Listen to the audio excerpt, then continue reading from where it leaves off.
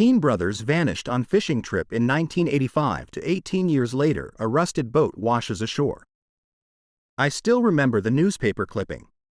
It was yellowed with age, tucked into the back of a dusty manila folder, brittle at the edges and barely legible. The headline was simple: Local teen brothers missing after fishing trip, search ongoing. No photo. Just their names, ages, and a few vague details about the last place they were seen. That folder ended up in my hands nearly 2 decades later. I wasn't looking for it.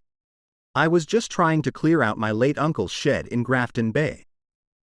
Uncle Dave had died alone, just like he'd lived. Quiet. Reclusive. Known in the town as the man who never really came back from whatever haunted him since the 80s. I barely knew him. My mom never talked about him much. The shed was a mess of moldy crates, cracked oars, and tools that hadn't been touched since probably Reagan was in office. I almost tossed the folder with the rest of the junk. But something about the label stopped me. Gee. I didn't know then, but that napkin would send me spiraling into the coldest, strangest rabbit hole of my life. The Halberd brothers, Gregory, 17, and Thomas, 15, were typical small-town teens. They weren't troublemakers, not exactly. But they didn't quite fit either. Their dad had been a fisherman, like most men in Grafton Bay back then.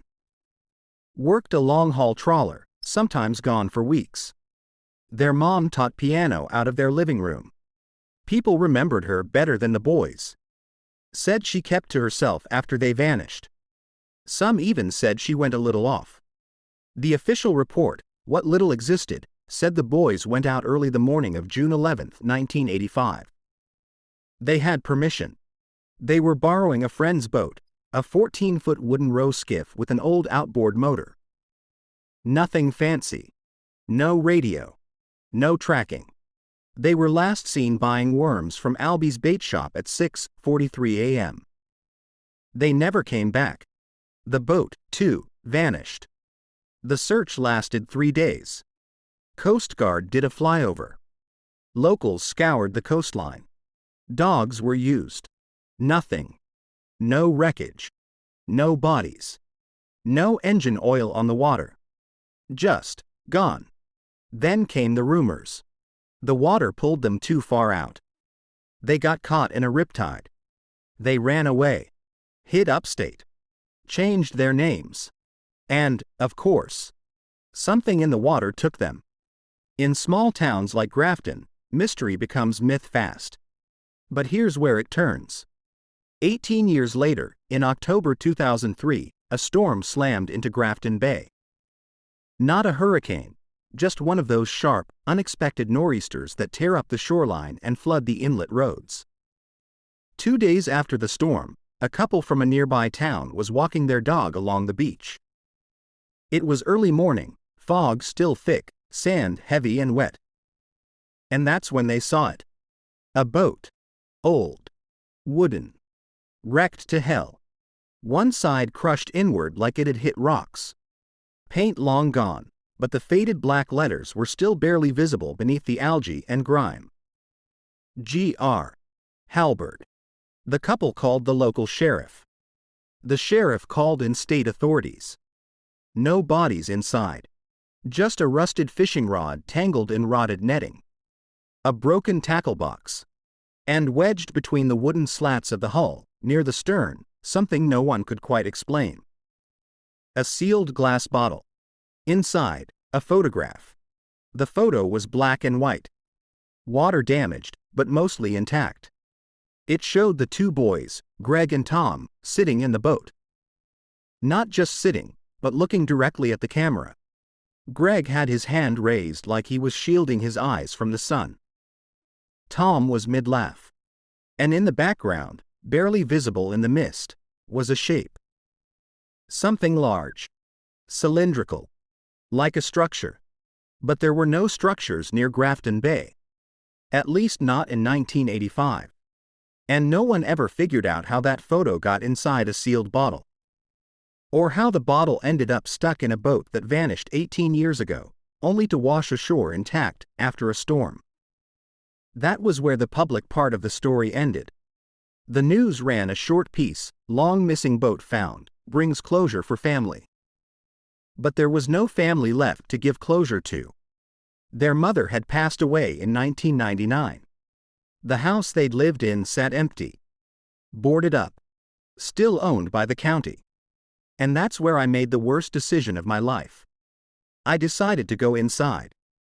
I didn't break in. The back door was already cracked, warped from years of weather and rot. It didn't even latch anymore. No one cared about the Halbert house. The neighbors had stopped paying attention to it sometime in the late 90s. It had just become part of the scenery. Forgotten. Faded. Like everything else about the story.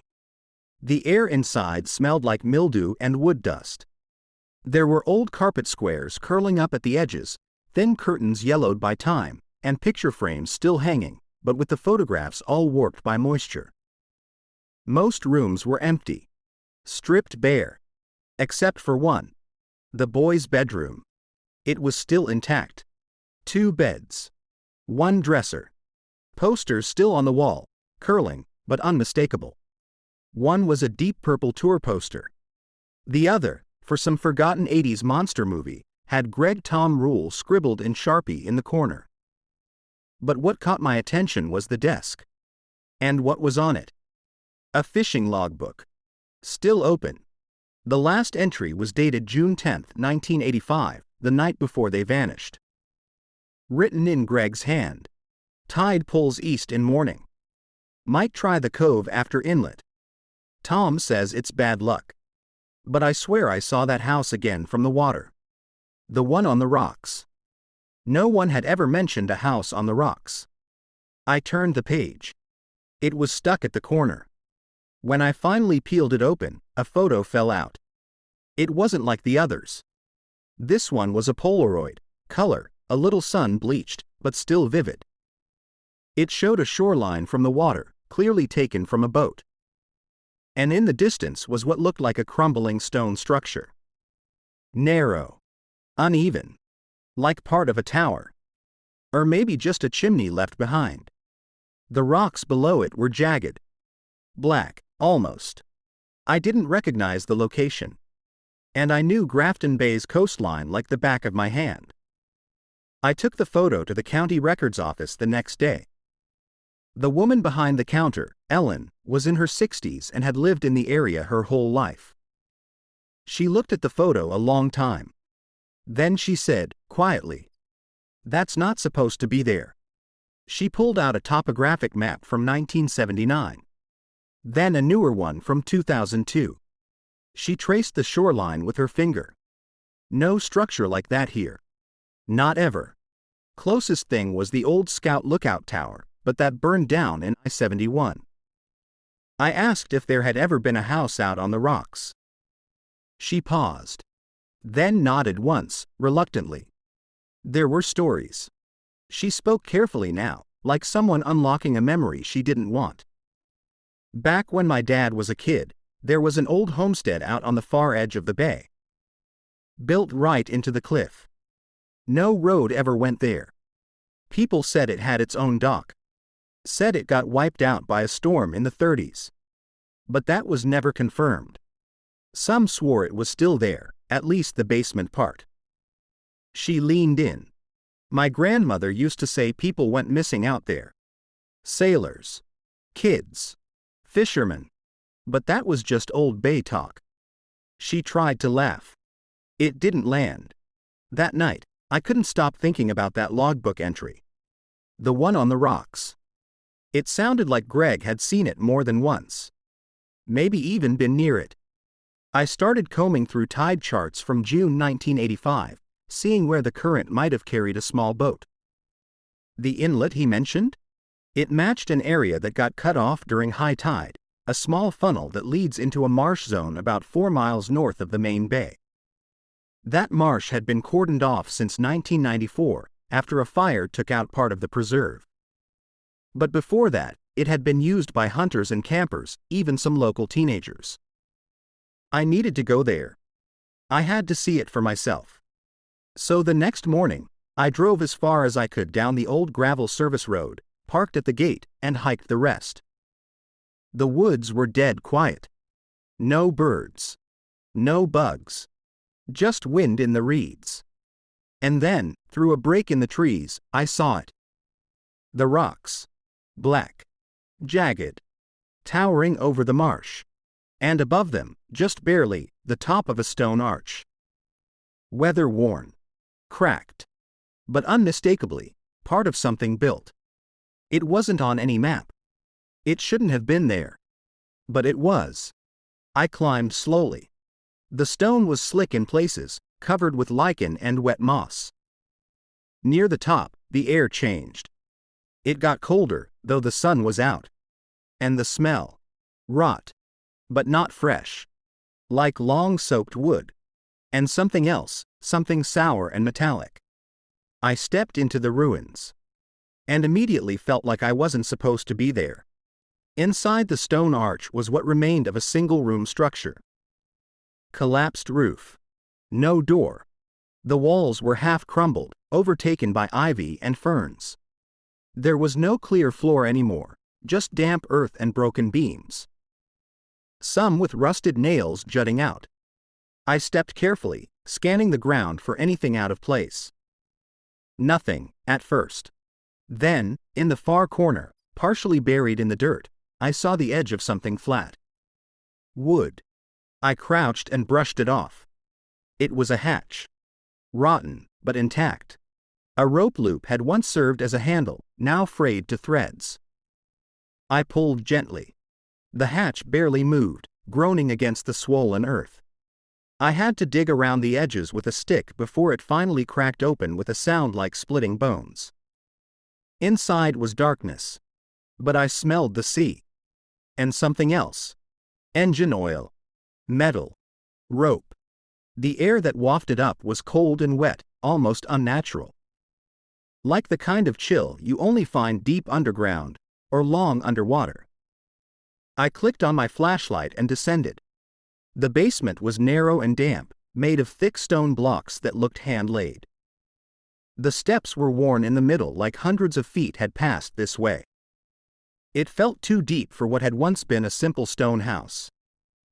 There were remnants of storage shelves, rusted tools, salt-stained crates. But what made me stop cold was the far wall. On it were hooks. And hanging from them, barely clinging to their shape after years of decay, were life vests. 4 of them. 3 adult sizes. 1 smaller. And next to them, on a splintered bench, sat a sealed coffee tin. With something inside that clinked softly when I picked it up. I pried it open. Inside were a pocket knife, a cracked wristwatch, a small waterproof notebook, and a fishing license. Issued to Thomas Halbert. Dobb, August 15, 1969. Issued March 5, 1985. Grafton Bay. The handwriting in the notebook matched the entry in the logbook from the house. But it wasn't a log. It was more like a journal.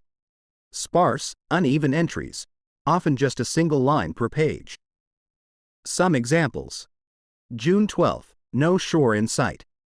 Greg thinks he saw lights. June 13, engine dead. Something passed under the boat at dawn. June 14, still drifting. Greg won't wake up. June 15, I saw the house again. It was closer this time. June 16, I think we're back. But it's not where we left. June 17, there's no one here. Just the stairs and the cold. The final page was blank. I sat on the bench for what felt like an hour. Reading. Rereading. Trying to make sense of what I had just found. If this was real, if this was actually written by Thomas Halbert, then it meant that at least one of them had been alive after the day they disappeared. It meant they had made it to this place. And possibly, someone had been using this ruin as a place to return to. But for what? The storm that had brought the boat ashore had also changed the coastline. Erosion had revealed things once buried. I wondered, had the same storm unearthed this place? Or had it simply called it back? That night I couldn't sleep. Every time I closed my eyes, I saw the photo of the boys in the boat. I saw the fog. And the shape behind them. I had the photo in my bag. I pulled it out and studied it again. For the first time, I noticed something strange, a thin, dark line behind the figure in the mist. At first I thought it was a crack in the film. But then I traced it down. And realized it connected to the edge of the frame, like a rope. Or a chain. I went back to the ruins 2 days later. This time with gloves, proper lighting, a camera. The stone arch was just as I'd left it. But something was different. The hatch. It was closed again. I had left it open. I was sure of it. The wood had been too heavy to fall shut. And the rope handle had snapped completely. There was no way it had sealed itself. But it had. And when I opened it again, the coffee tin was gone. I didn't tell anyone what I found. Not because I didn't want to. But because I wasn't sure what any of it meant, not yet. The notebook. The photo. The stone ruin. The closed hatch. And now, the missing coffee tin. It all felt like the same echo, bouncing between decades. So I turned to the only person I thought might know more, Albie Travis. Yes, that Albie. Same bait shop owner who'd sold worms to the Halberd brothers in 1985. He was in his 80s now, still sharp, still running the shop out of a shack that hadn't changed since Reagan was president. I walked in late in the day. He was behind the counter, radio humming some old country tune. He looked up slowly, squinted. "You're Dave Tiller's nephew," he said. I blinked. "Yeah. How'd you? You got his nose." He nodded once, then leaned over the counter. "You hear about the Halberd boys?" I didn't even need to ask how he knew. "Dave came to me the week after they vanished," Albie said. Asking questions nobody else would. He slid open a drawer, pulled out a dusty folder that looked older than me. Inside were old receipts, a copy of the same news clipping I'd found in Dave's shed, and something else. A sketch. Drawn in pencil, maybe charcoal. Faded and smudged, but clearly of the same structure I'd seen in the photo, the house on the rocks. "Your uncle said he saw it once. Out past the North Inlet, on a foggy day." Albie tapped the edge of the paper. "Thought he was losing it. Until another man came by the shop 2 years later, said the exact same thing." "Who?" I asked. "Fella named Micah Ward. Lived in a trailer out near Lantham Woods. Spent most his life shrimping. Said the sea had a memory. Whatever that means." I drove to Lantham the next morning. It took some digging, but I found someone who remembered Micah. He died in 1996. No family. No kids. But his trailer? Still there. Still locked. And still holding something no one had ever thought to look at. Inside, the place was a time capsule. Rotten food in cans, mold on the walls, damp clothes in piles. But on the table by the window, beneath a cracked pane of glass, was a map. Hand-drawn. Just like the one from my uncle's folder. And marked in red pencil, the exact spot I had found the ruin. Labeled simply. Below it, the air changes.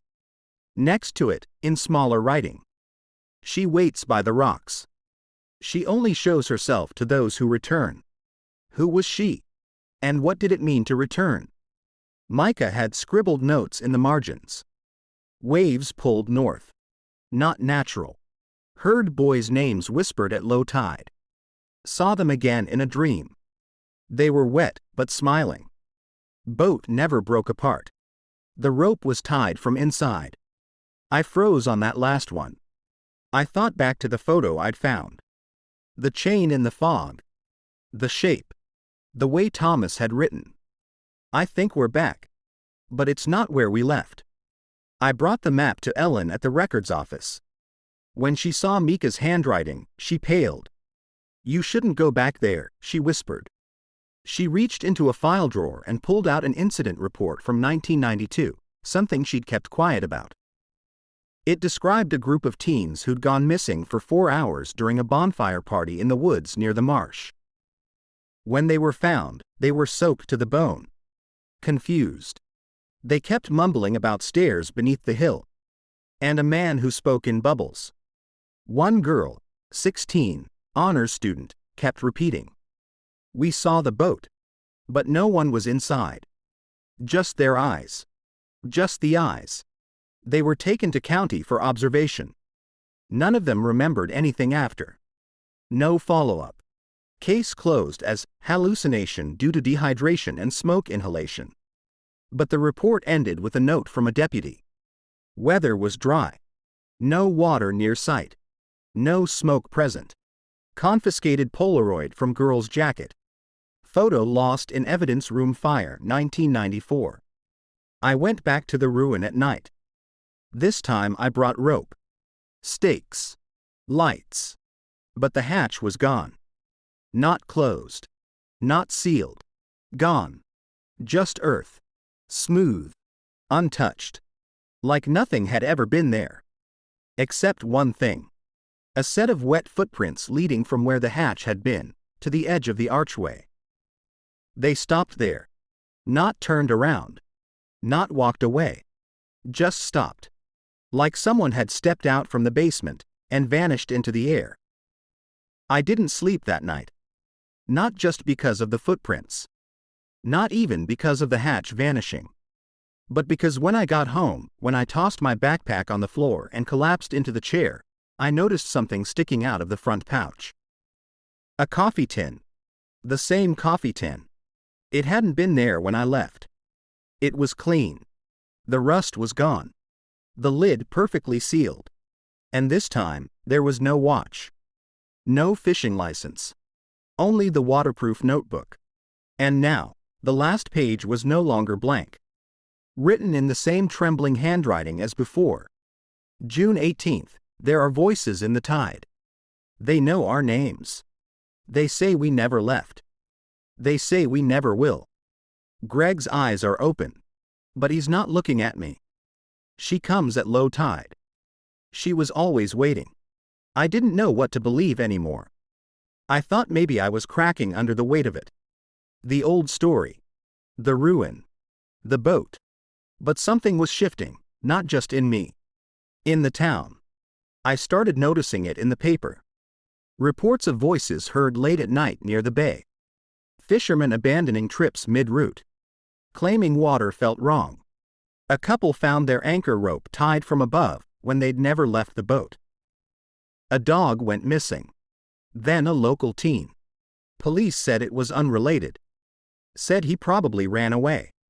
But his friends said he had been obsessed with the halberd case. That he'd been seen heading toward the rocks. No one found him. Not even his phone, which he always carried.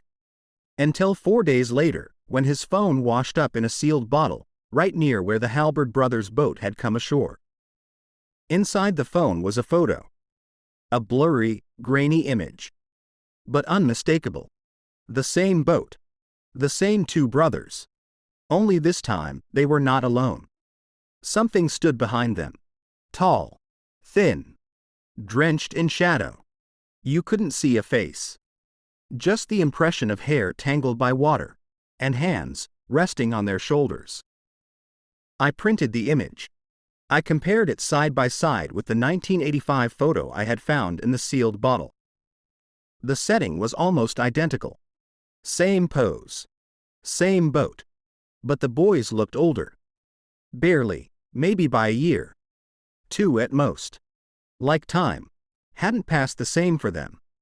And in both photos, the background was the same. The stone structure. The house on the rocks. Only now, in the newer photo, something had changed. There were lights in the windows. That night, I heard tapping. Not on my window. Not on the door. From the kitchen sink. I walked in, heart in my throat. The faucet was dripping. Tap. Tap. Tap. But I had shut the water off tight. I moved closer. And then I heard it. Not the drip. The whisper. Coming from inside the drain. Soft. Muffled. Gurgling through the metal. A name. Mine. Followed by another. Gregory. Then Thomas.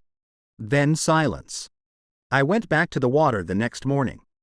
I couldn't fight the pull anymore. Something was happening. Something that began in 1985 and never ended. The fog was heavy that day. The tide unusually low. I took the route from the fishing logs. Followed the same inlet. Same curve in the reeds. The rocks stood in the mist like ancient teeth. And as I got closer, I saw the arch again. Back. Just like before. Intact. And the hatch, wide open. This time I didn't hesitate. I descended, slow, flashlight in one hand, rope in the other. The basement was damp but silent. No smell of rot this time. Only salt. And the sound of dripping, but not from above. From below. There was another staircase at the back. One I hadn't seen before. Half covered in debris last time. Now fully exposed. It led down into the dark. Farther than it should. I followed. My light flickered once. Then again.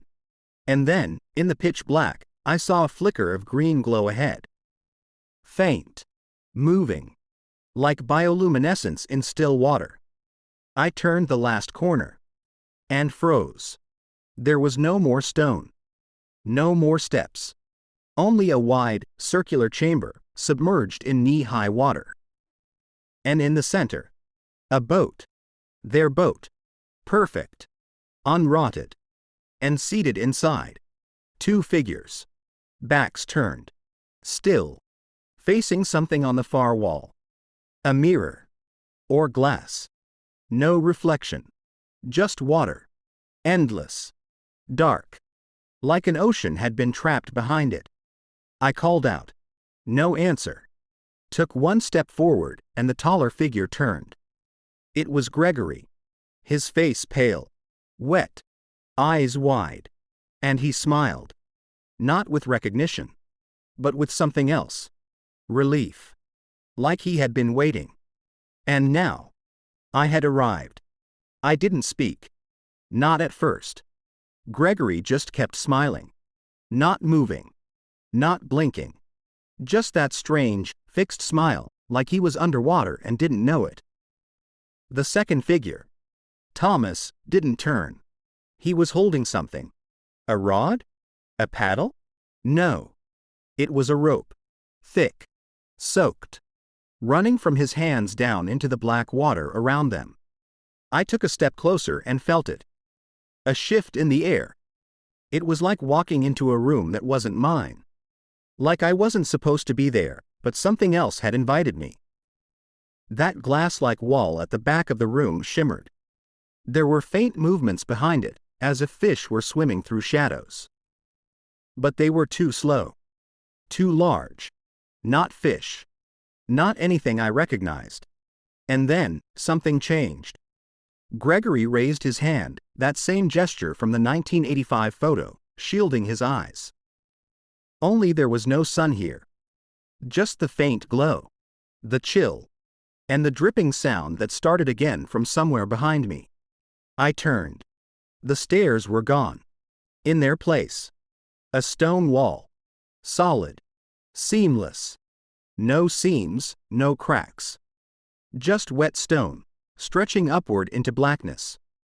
And carved into the center of the wall, just barely visible in the glow, were 3 shapes. A boat. A key. And a woman's face. I stared at the face. It was simple. Stylized. Almost childlike. But the eyes, wide, dark, hollow, seemed ancient. I don't know how long I stood there. But when I turned back, the brothers were gone. Not the boat. Just them. Vanished. And in their place, resting where they had sat. The waterproof notebook. Different this time. The pages dry. Neat. No water damage. And the first entry, not from 1985. From 2003. Dated the exact day I'd opened that manila folder in my uncle's shed. He's looking. Finally. He came back. She knew he would. I didn't run. I don't know why. Maybe I couldn't. Maybe that place didn't allow running. The chamber seemed smaller now. The glow dimmer. But I kept reading. We weren't lost. We were kept. The sea doesn't take, it chooses. She chooses. There's a tide you can't see. It comes every 18 years. That's how the boat returned. Next time, she wants someone else. I turned the last page. There was no writing. Just a photo. My photo. Me, standing in front of the Halbert house. From just days ago. But I hadn't taken it. No one had. And I wasn't alone in the image. Behind me, in the window. A face. Pale. Wet. Watching. I don't know how I got out. 1 second I was in the chamber. The next, I was on the shoreline. Lying on the sand, soaked, covered in seaweed and rope fibers. My car was still parked where I'd left it. Phone in the front seat. Dead. But next to me, half buried in the sand, was the same Polaroid. The one with the brothers in the boat. Only now, the shape behind them was clear. No longer a silhouette. No longer a blur. A woman. Face smooth and pale, like sea glass. Hair long, trailing like it floated. And her arms, not arms at all, but more like woven strands of seaweed and cloth. And she wasn't just behind the brothers. She was pulling them backward. I left Grafton Bay the next morning. Didn't tell anyone. Didn't go to the police. What could I say? That the boys weren't lost but taken by a ruin that appears every 18 years? That their boat didn't wash ashore, it was released? That someone, or something, was still waiting there, and now it knew my name. But the worst part? A week after I left, I got a package. No return address. Inside. The coffee tin. And a second Polaroid. Same angle. Same boat. Only this time, I was in it. Seated beside Gregory and Thomas. Looking straight into the lens. And smiling. I didn't know how to process it. I kept the photo in a drawer for days, checking it every morning to see if it had changed. It didn't. My face was still there, between Gregory and Thomas.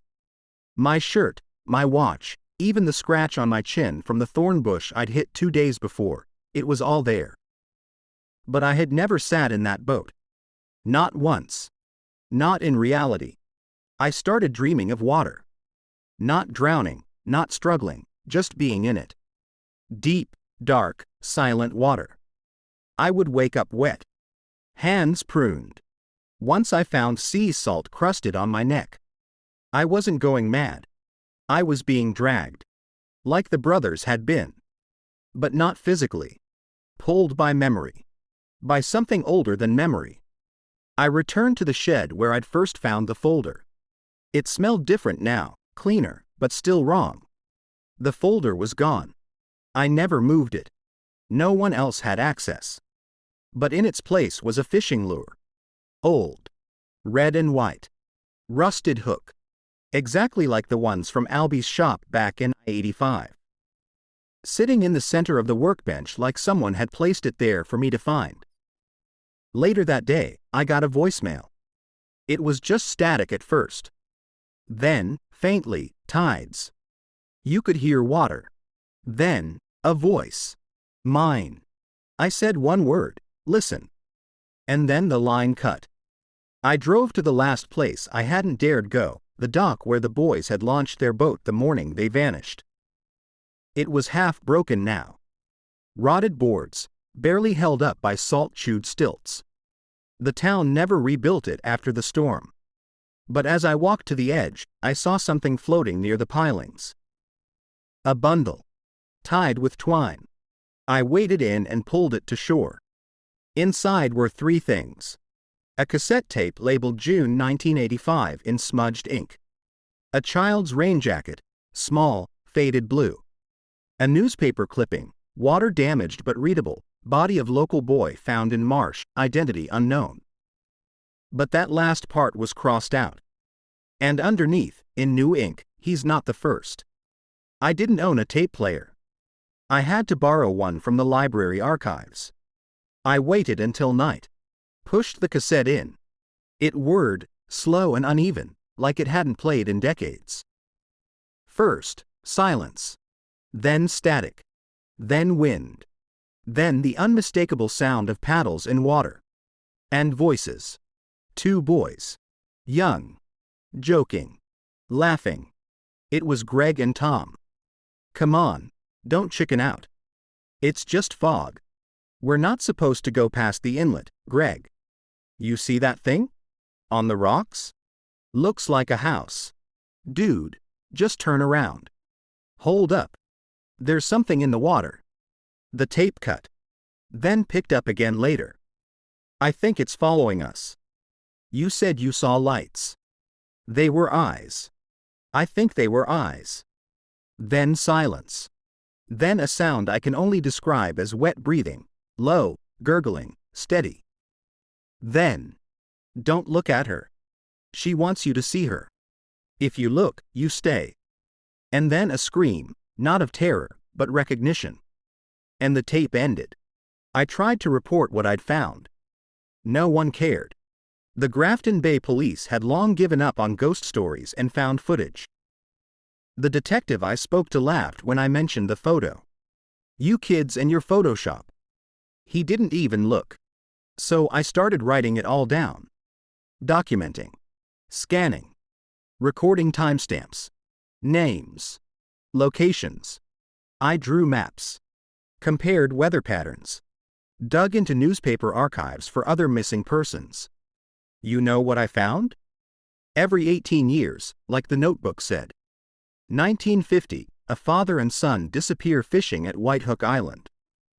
1968, 3 teens vanish during a night swim in Grafton's Inlet. 1985, the Halberd brothers. 2003, their boat returns. 2021, a local teen disappears. The same teen who saw the photo. And 2023? Me. My phone rang last night. Unknown number. I let it go to voicemail. Static again. This time, a whisper. One more. I don't know if that meant one more person. One more year. One more visit. But I know this. The house on the rocks isn't always there. It waits. And when it appears, it's already too late. Because it doesn't pull you in all at once. It starts with a photo. Then a sound. Then a dream. Then a name whispered from the drain. And then you're part of it. Just like they were. Just like I am. And just like the next one will be. I stopped talking to people. Not because I didn't want to, but because they didn't see it. No one did. Not the sounds. Not the fog. Not the reflection in a puddle that wasn't mine. Every time I tried to show someone the Polaroid, it would fade, not disappear, just dim. Like it didn't want to be seen by them. Only by me. I started sleeping during the day. Nights were too loud. Not from noise, from pressure. From whatever was waiting outside. It never knocked. Never called. But I knew it was there. Watching. Measuring. And then the dreams changed. It wasn't water anymore. It was the boat. Floating endlessly.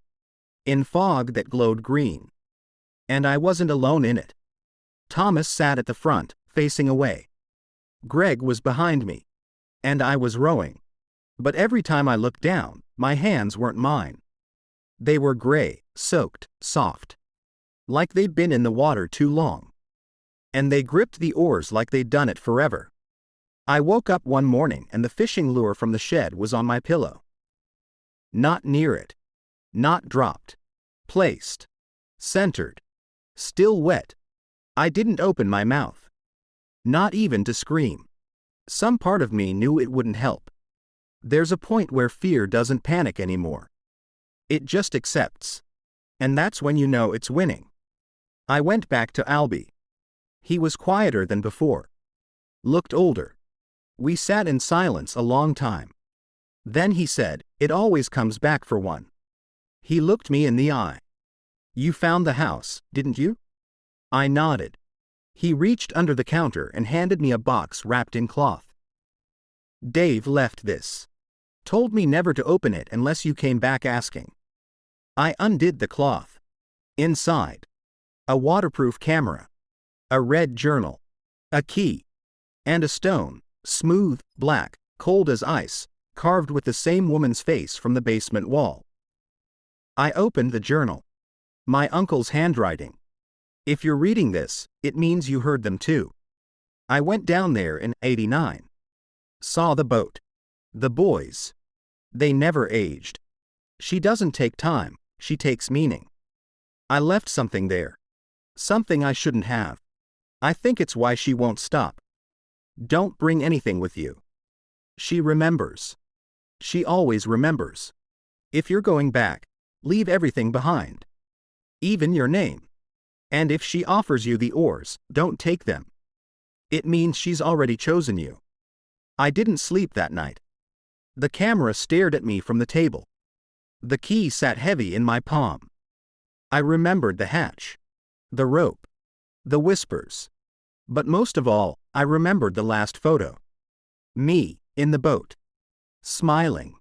The kind of smile that doesn't come from joy, but from surrender. The next morning, I walked to the shoreline before dawn. Fog thick as milk. Dead calm. No wind. No gulls. And as I reached the edge, I saw her. The house. Fully formed. Stone clean. Windows clear. Waiting. The arch had returned. And in front of it, at the shoreline, a boat. Dry. Ready. With 2 seats. One empty. The other already filled. Not Greg. Not Tom. Me. But older. Wetter. Smiling. I didn't step into the boat. Not yet.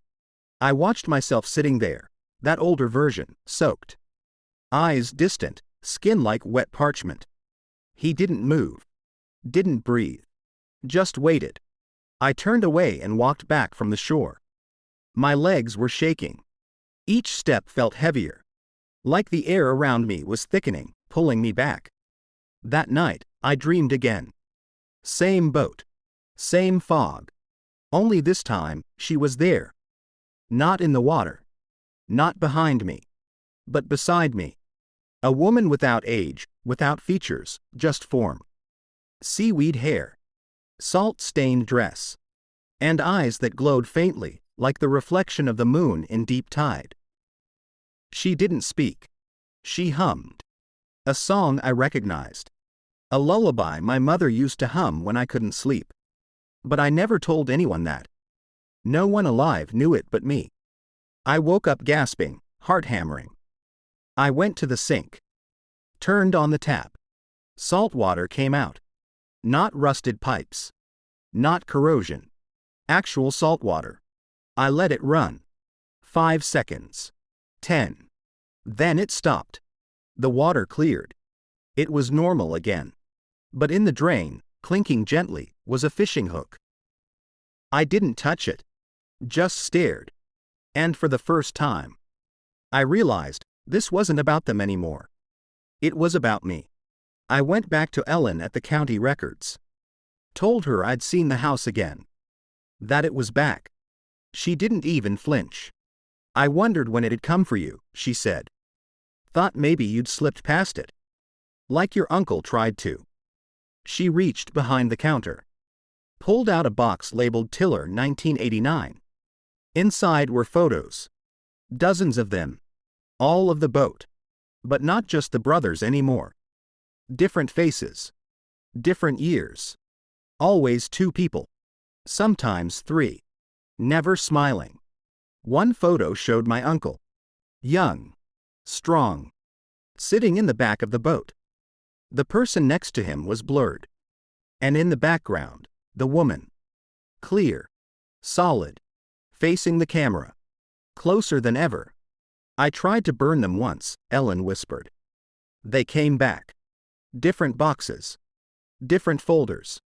But they always come back. She handed me a final envelope. It was unmarked. Inside, a single photo. Of me. Not the Polaroid from before. A new one. Taken from above.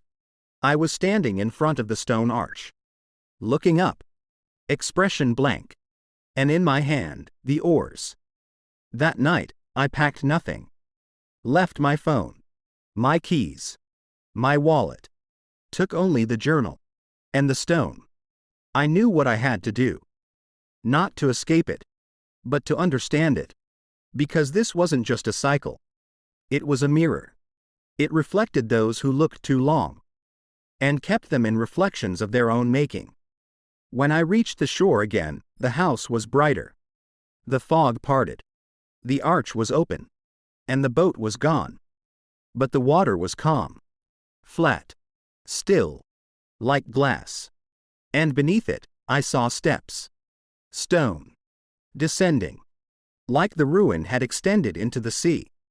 Or like it had always been there, just below the surface. Waiting for the right tide. And now, that tide had come. I took the photo. Flash. A sudden burst in the water lit dark. The woman didn't move, but something behind her did, like a shadow flinched when it wasn't supposed to. The camera clicked. Wound. Spat the Polaroid into my palm. I stared at it. Not her. Not the chamber. Not the boat.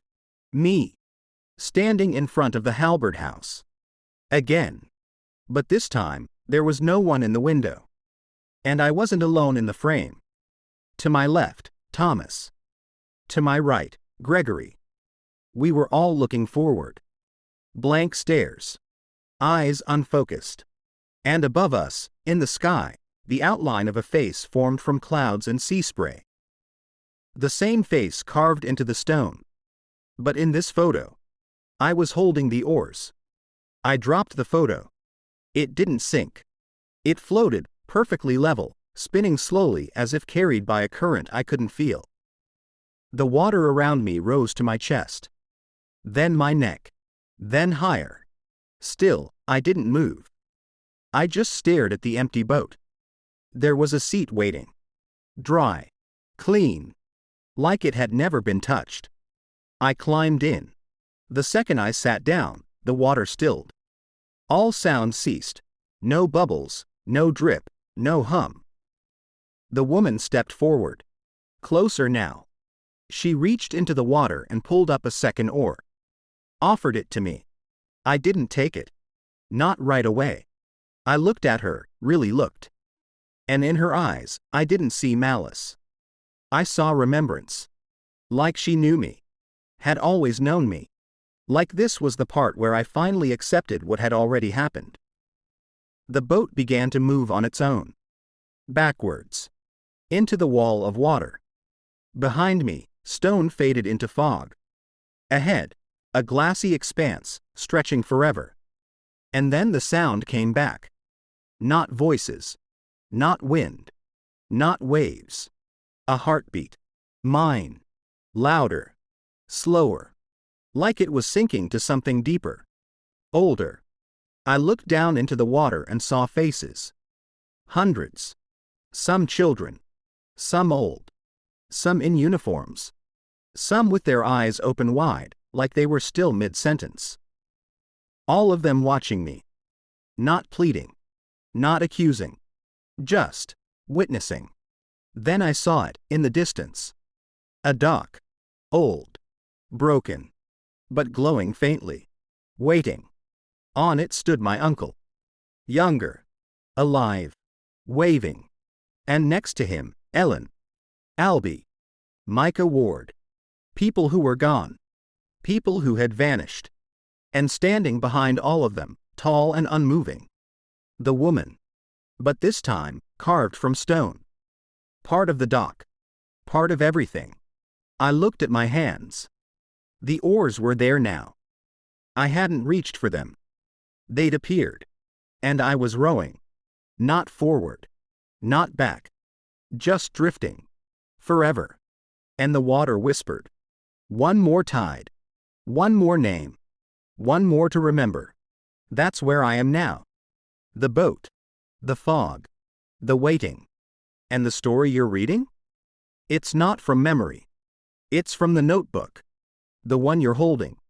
Check the last page. There's a photo taped to it. Look at the boat. Look at the one in the middle. It's you. The notebook is still damp. You hold it in your lap, unsure when you picked it up. You don't remember flipping the last page. You don't remember opening the envelope. You don't even remember where you were when the story began. You just know you're reading. And somewhere, in a quiet part of your mind, something is whispering your name. It's been whispering it for a while now. I kept thinking it would stop. The dreams, the voices, the slow movement of the boat under a sky with no sun. But it doesn't. It's not a dream. It's not even a vision. It's a place. A fixed point beneath the tide, beneath memory, where names are stored like driftwood, used, broken, then dragged under again. Somewhere along the way, I stopped checking the time. My watch stopped working. Salt corroded the battery. I threw it overboard. It never made a splash. Just vanished, like it had been taken. Gregory spoke again. I hadn't heard him in days. Or maybe years. We saw it too, he said. But we kept rowing. That's how she knew. Thomas never spoke. He just stared into the water. Like he could still see his reflection. Like he still believed it was his. Then something changed. The water, which had been still for so long, rippled. Not from the boat. From underneath it. A deep movement, slow, like the shifting of a massive shape turning in sleep. And then we saw it, far ahead, barely visible in the fog. The house. Not the ruin. Not the stone. Not the shell I had found years ago. But complete. Clean. Lit from within. Windows glowing like eyes open in the dark. And behind it, rising up from the sea like it had never left, the arch. The same arch. Always the same. We drifted toward it. Slowly. Silently. The boat touched the shore. No bump. No resistance. It just stopped. I stepped out. The fog parted like a curtain. And the three of us walked forward, me, Greg, and Tom. We didn't speak. We didn't look at one another. Because we weren't there to remember. We were there to be remembered. And the house was already waiting.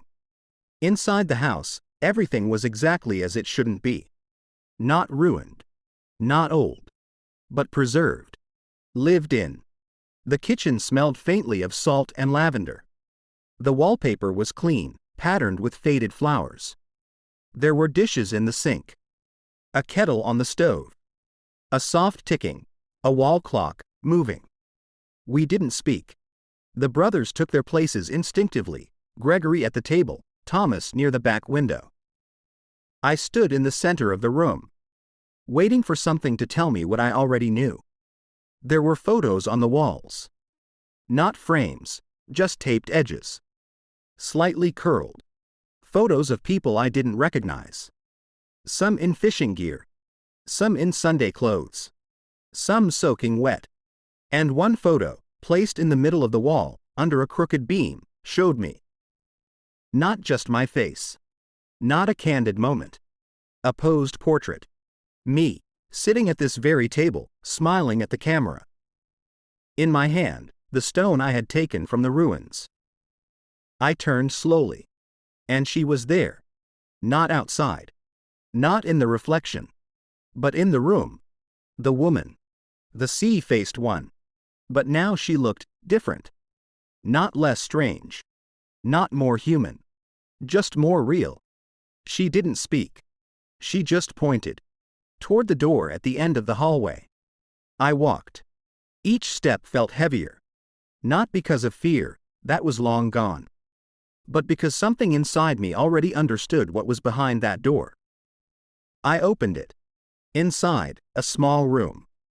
Wooden walls. dust floating like underwater plankton. And on the bed, dry, clean, sat a boy.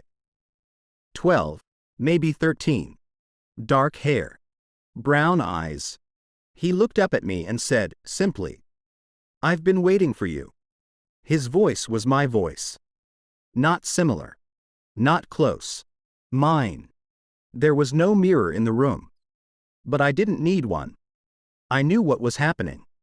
What had always been happening. This wasn't about Gregory and Thomas. Not really. It wasn't about the boat. Or the ruins. Or the woman. Not even about my uncle. This place didn't take people. It remembered them. Held them in rooms, in water, in walls. Until someone else came looking. Until someone else stepped into their memory. And then the tide could shift. The boy stood. Walked over. Placed something in my hand. The camera. Still warm. And a single word. "Your turn." I took the camera. It felt heavier now, like it had absorbed the weight of every photo it had ever taken. The boy, younger me, stepped past, out the door, into the hallway. But when I turned to follow, the door was gone. Not shut. Not blocked. Gone. In its place was something else. A hallway of photos. Endless. Narrow. Lit by soft, watery light that shifted like it was being filtered through ocean glass. I walked. The photos were tacked into the wood, edge to edge, covering every inch. Each one caught my eye. Not because they were strange. Because they were familiar. A man I'd seen on the dock as a kid. A girl from my elementary class who disappeared after summer. An old neighbor who drowned accidentally in 1994.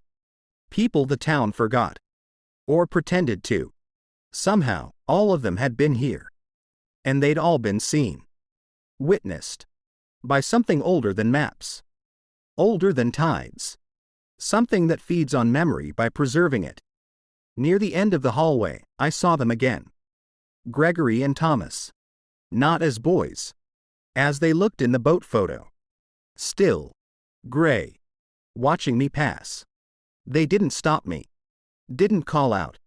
Just followed with their eyes, quietly, like they already knew where I was going.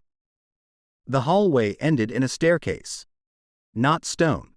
Not wood. Something in between, smooth, cold, like petrified bone. I climbed. The top of the staircase opened into a room I'd never seen but instantly recognized. The room in the photo. Where I had been sitting with the brothers. Same table. Same angle. Same light. And now, I was there again. Only this time, I was holding the camera. I looked through the viewfinder. The table was empty. Then Gregory appeared. Then Thomas. They sat, exactly like in the original shot. And then, I appeared, in the frame. Looking through the camera. At myself. I pressed the shutter. Flash. And everything folded. The room disappeared. The table. The brothers. Even me. Gone. I woke up on the shoreline. Same one. Grafton Bay. The sun was up. Waves quiet. Sky clear. I was alone. My clothes were dry. My skin warm. And next to me in the sand. A Polaroid. The same boat. Same fog. But no one in it. Just the oars. And the faint shape of the woman, seen only in the reflection on the surface. I stood. There were footprints leading from the water to where I lay. Not mine. Too small. Too many. Some barefoot. Some in old boots.